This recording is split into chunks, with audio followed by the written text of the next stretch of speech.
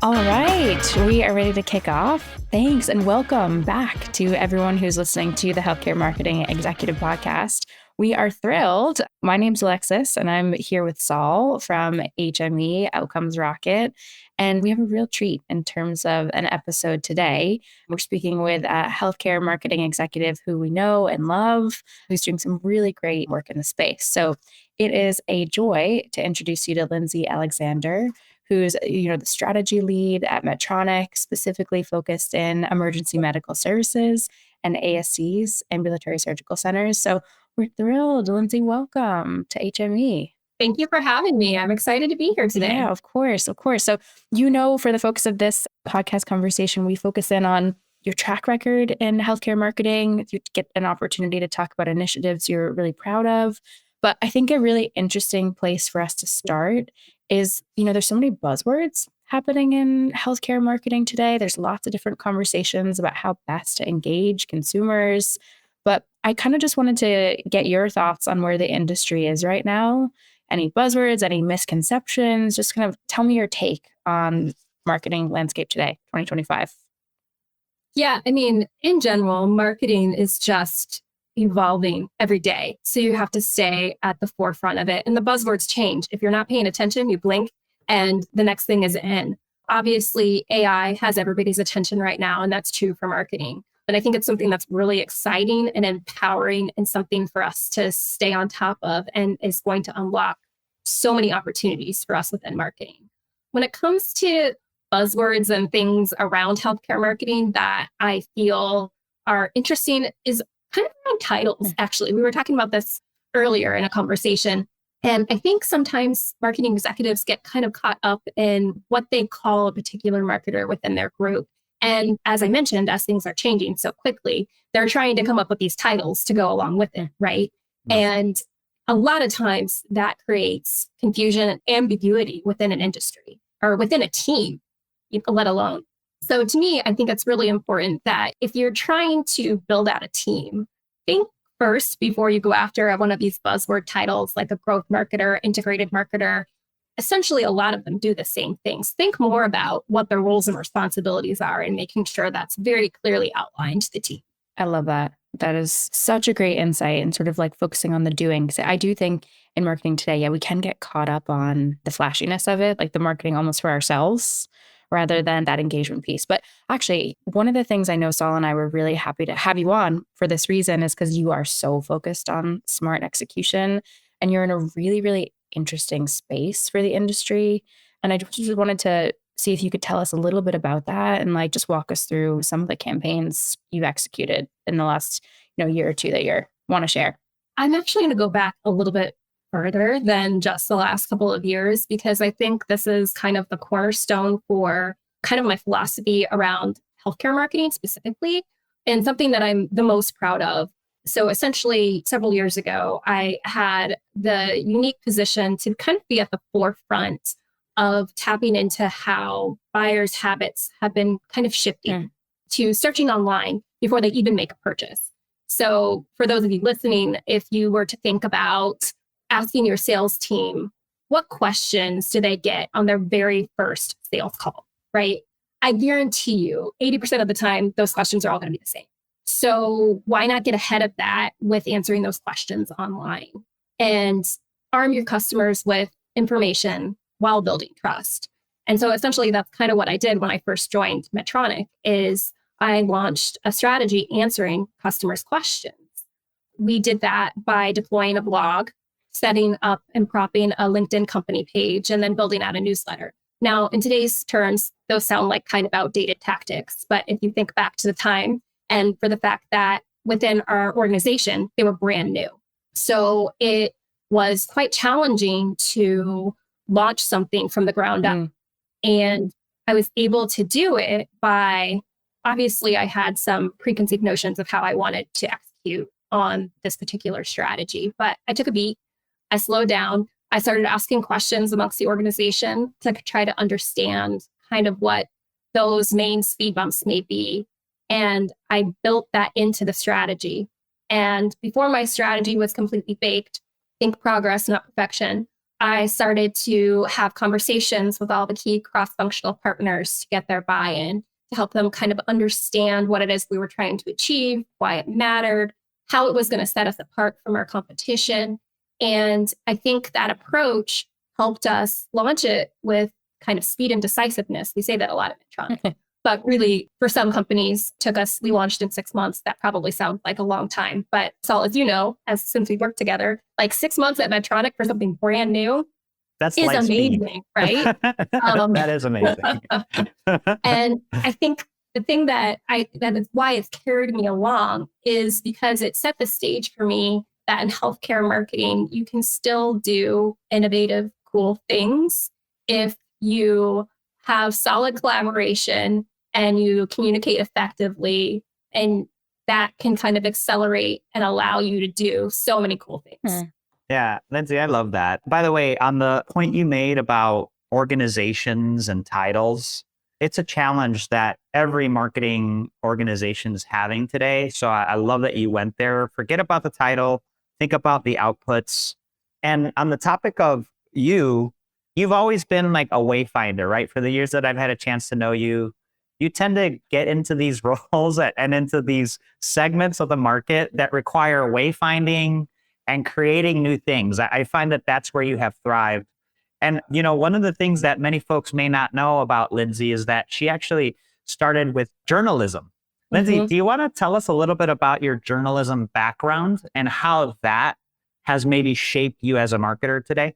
Yeah. So I started my career in business to business magazine journalism.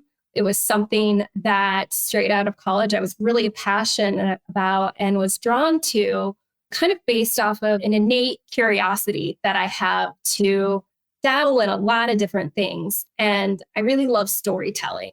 And for me, journalism was a platform to tell meaningful stories, to not necessarily be an expert in a lot of different things, but to be dangerous enough in a lot of things. And so it helped me cut my teeth in understanding how to extract information from people who are the experts in something and then tell that meaningful story. I spent a good part of my career being an editor for these publications and being a writer.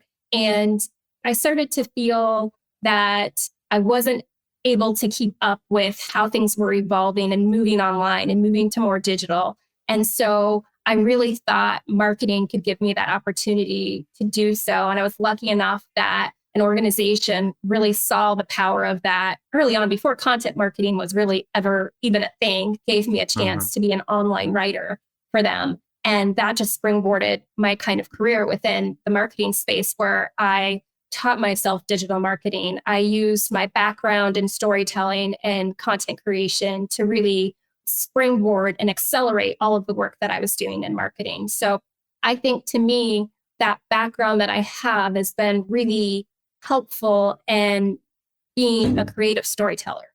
I love that, Lindsay. And Alexis, I'll hand it back to you. The one comment that I'll make on that, thank you for sharing that, by the way. I find that a lot of programs today in healthcare marketing are missing that storytelling that brings it all together, that integration. It could get tactical. And I really just love kind of how your experience has shaped you, Lindsay, and in working with you on projects here and there in the ASC space in particular. I have seen how your brain works, and I have seen how it all comes together because of sort of that DNA that you have from the past. So I love that you shared that with us. And it's important for us to share with everybody listening the importance of that storytelling and gaining that expertise from those few to then channel it to help you execute on what you're looking for. Yeah, and I'll just add one thing, Saul. For those of you listening, I think it's also a great exercise, especially as you're building out teams and talent, that I had several people take chances on me when I didn't necessarily look like the rest of their marketing organization. And because of that, I think I was able to really supplement the experience and the talent that were already on their team. So I just really encourage you to sometimes open things up and think a little bit differently, and think about the different backgrounds that could really help supplement the team that you have today. No, I love that. I know it kind of almost makes me feel like a thread of something that I've heard you kind of like say throughout this conversation. I think one of the things that makes you such a strong marketing leader is that agile mindset, willingness to see what story is going to resonate with your customer, willingness to see what channels they're going to be going to and where they might pick up on this information. And even like, as you said, just building the team, taking an agile approach there to see like Yep. what will add, that strength. I'm curious, Lindsay, are there any other sort of campaigns, initiatives, work you've done that you want to kind of speak to? Curious, I loved the example you gave earlier on. Yeah. I mean, this would be a more recent, obviously, example, even working with you all, of where I've been over the course of the last year and a half building out our marketing strategy for ambulatory surgery centers. And, I went into it preconceived notions, like we all do that, thinking that I knew what needed to be done in order to be successful in this space. You understand the market, you start developing materials, you start promoting those materials, you start generating leads, and sales are coming immediately after that. Well, as you guys know, that didn't necessarily happen. And to your point, it's important to be agile and to consider, just because you think something is going to be your strategy, you have to be able to pause, take a step back and say, I know a lot of work has gone into this. I know this is the trajectory that we've been going, but we should actually maybe change directions drastically. And that's essentially what we did, where for us, it's something relatively new where we're still doing particular tactics and strategies going after that particular market when you think about who the end users are and who our customers are. But we've also shifted to think about who has the relationships in these ambulatory surgery centers. And for our product categories, it tends to be partners, our distributed partners. So we took a pretty drastic shift to decide, what, we want to put the majority of our resources in arming these partners to go after this space and to actually show up as real partners, not just think that they're going to go out there and they're going to know how to sell our products. And so we developed some pretty strategic, specific education to kind of simplify things for them, understanding they sell a lot of different things. So how are we going to help them know how to position our products, make it easy, incentivize them, and make sure that they have the support that they need? Mm-hmm. And so that's something that I'm really proud of that we've done just recently. And it's an example of how it's different. Mm-hmm. It was completely not what I had in mind when we first kind of set into this space. And so you've got to be able to be nimble, make changes, adjust as you need, and continue to iterate. Yeah. I know that in 3 months, I may need to be making some changes to my strategy, and I'm okay with that. You got to lean into that discomfort. Lean into you may not know what the outcome's going to be, and learn from it and evolve. Yeah. I think one of the things, that's such a great example, because I think one of the things we hear from a lot of healthcare marketers is they're being asked to do so much more with less and experiencing reorganizations and asked to try new technology, and teams are changing and roles are changing. And yet that emphasis on a partnership approach, and also kind of like not only just focusing on your marketing materials for your external customers, but it is also this internal thing for your partners and your internal team. Like, how can we equip them with the right tools to be our champions as well? I thought that was such a great takeaway from some of the work we had done. So anything you want to add to that? Yeah, no, I love the discussion. I love, Lindsay, your point of making sure that we're agile and always shifting, never taking anything for granted, using that immediate feedback, whether it be data from the website or lack of response in this case, right? Like not getting that response that you were expecting, saying, okay, cool, no biggie. Let's go to the next best thing. How are we going to achieve that? And we all have to be open to that. Lindsay, the thing that I wanted to ask you is biggest challenge facing healthcare marketers today that nobody's talking about. I think it's still around this conversation that we've been having, is that you can't do cool, innovative new things in healthcare marketing, that it's a heavily regulated space, rightfully so, that it limits what you're able to do. And I just don't believe that's the case. I think that you may have to slow down a little bit. You may have to make some adjustments, and it may not look exactly like that consumer marketing campaign that you saw that you really want to emulate. You may have to adjust it to be more specific to something that you can do and say in the healthcare space. But to me, that's one of the biggest misconceptions is that you have to be so safe that you can't do anything cool. Man, Lindsay. Okay, folks, we are myth busting with Lindsay Alexander here. We are myth busting. Lindsay, I'm glad you went there. I have found that belief is one of the things that holds so many marketers back. Yeah. From doing extraordinary work. And this thing that you just shared, this belief that like we can't do that marketing has to be sterile in healthcare. Yeah. Oh, I love that you went there. And I want to challenge everybody to question that belief in your brain, yes. Lindsay, right? Like tell them, what do they need to believe? I mean, you basically, essentially, you believe like if you're good at solid collaboration, I mean, I said this earlier, and effective communication, you can really accomplish anything. You can do the cool thing because all it really takes is addressing those speed bumps head on, and then you can get after it. That's awesome. Address those speed bumps, people, and you'll get after it. You could be creative. Take a note from Lindsay's book. So yeah, Lindsay, I think that was a great point. And I think one of the things we hear a lot, and one of the things I'm curious to hear your opinion on, is building trust. So you talked about how healthcare is this really regulated market. We have to be really careful, but there is that potential to be innovative. And I'm wondering if you could just sort of tell us your point of view on how you go about building trust with consumers in this heavily regulated space and what your advice would be. Yeah, so I'll tackle trust in a two-pronged approach because first you've got to think about trust with the people that you need to bring along in order to execute on something that's new and innovative.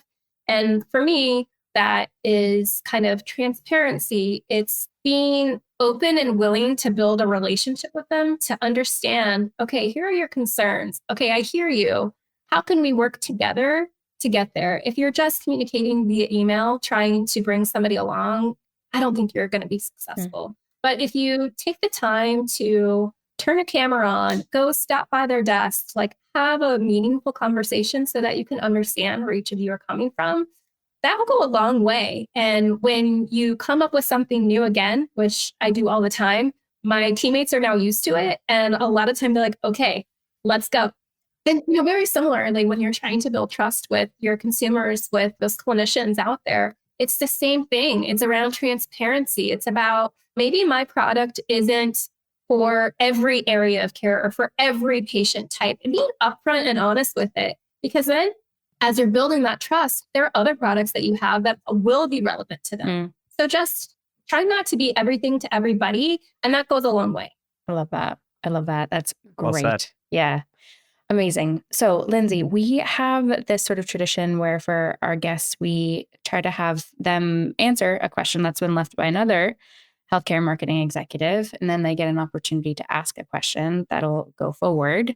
And so this one that we had gotten from another one of our guests, the question for you is, what's a moment in your career that most changed how you think about patients as consumers and people? So I would say it's pretty profound for me, and it has to do with why I work in healthcare marketing. When I first joined Medtronic 7 years ago, I was definitely drawn to the company mission around alleviating pain, restoring health, and extending life. And my operating unit our products touch about 100 million patients every single year. And, that's inspiring in itself, right? But recently it became more personal to me. I was able to see our products in action and the person I love most in this world. And now that's what inspires me, and that's what drives me within healthcare marketing. And it gives me purpose and meaning every day. Wow. Yeah. Yeah, that's beautiful, Lindsay. Really appreciate you sharing that. And, the mission's strong. Yeah. It's definitely strong, just like you are. And so certainly grateful that you shared that. And we all have to find that driving mission. You certainly have. You're guided by it in every single thing that you do. And we love and appreciate you for that. So really appreciate you sharing that. And Alexis, I forgot we were doing this question by another thing. I think that's so cool. Yeah. You'll get Lindsay, it on my episode. With that in mind, Lindsay, what question would you like to ask the next person that we have on? I'm going to kind of ask a question that is kind of selfish in nature, but I would love to understand how other executives are thinking about diversifying their team in a way that may buck norms, may be slightly different than what they're used to. What type of strengths and skill sets that they're seeing as like that next set of talent that's going to be at the forefront of where marketing and healthcare marketing specifically is, 1 to 5 years from now. Love that question. Way to open up the loop for our next discussion and close us out. Lindsay, if you wanted people to reach out to you, connect with you, follow your work, where can they do that?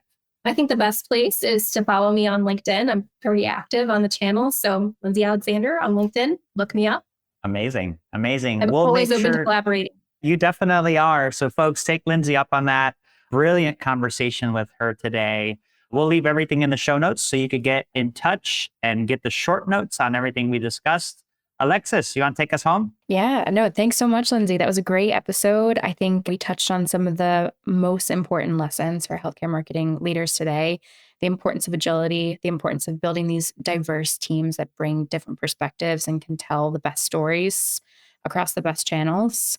I'm really, really excited to see what you do in the ASC, ambulatory surgical center space. I think big, big things are coming. So hope everyone stays tuned for that. And thanks so much for being part of the conversation. Thank you, guys. Have a great day. Bye. You too.